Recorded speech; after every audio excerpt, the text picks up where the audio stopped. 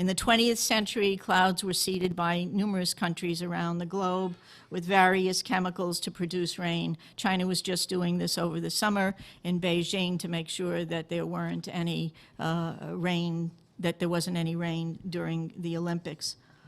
But all this has changed dramatically with the U.S. military's secretive research and plans to control the planet's natural weather.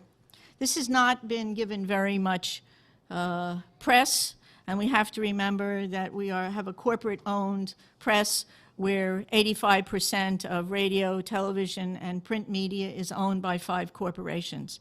So they're not going to talk about things that are of really serious consequence, and that's somewhat of the blessing, a mixed blessing of the internet, but there's certainly plenty of information on weather modification.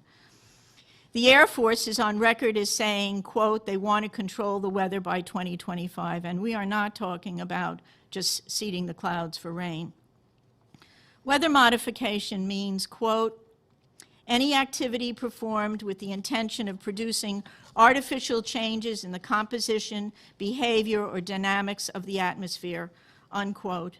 And as of April this year, there are more than 150 different weather modification programs around the world.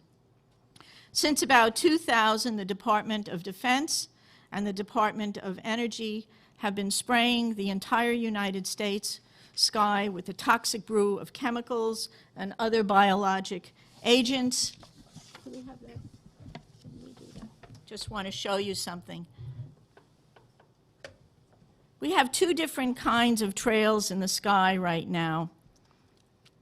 One are called contrails. How many of you know what contrails are? Contrails are what have been around from the ends of planes since World War II. These are very, very short exhaust trails that usually evaporate within a few minutes. You just look up at the sky and you'll just see a jet, sometimes with 4 trails, but it evaporates pretty quickly. How many of you know what chemtrails are?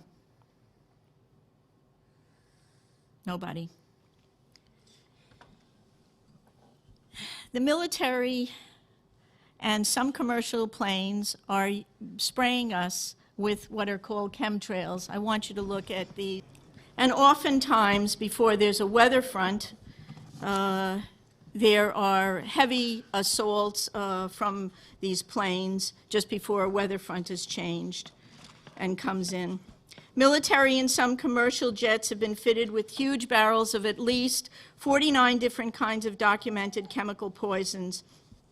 Among other documented ingredients in this toxic man-made clouds are pathogenic molds, fungi, weaponized viruses, and made in some places like the secret site at Fort Detrick, Maryland, which is supposed to be a cancer site, but there are a number of scholars and professors tracking this that have big questions about this.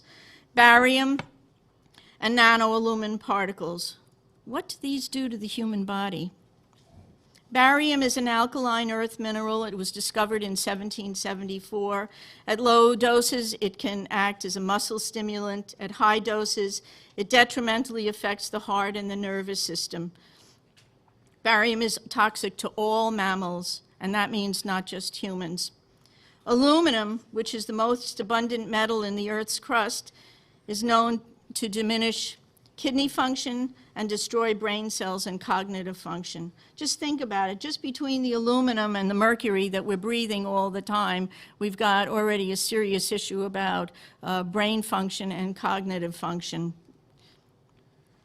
There is also documented evidence that the aluminum in chemtrails is released as nanoparticles, and that when they reach the Earth environment for wildlife, in lakes and streams, it's causing serious problems with wildlife there.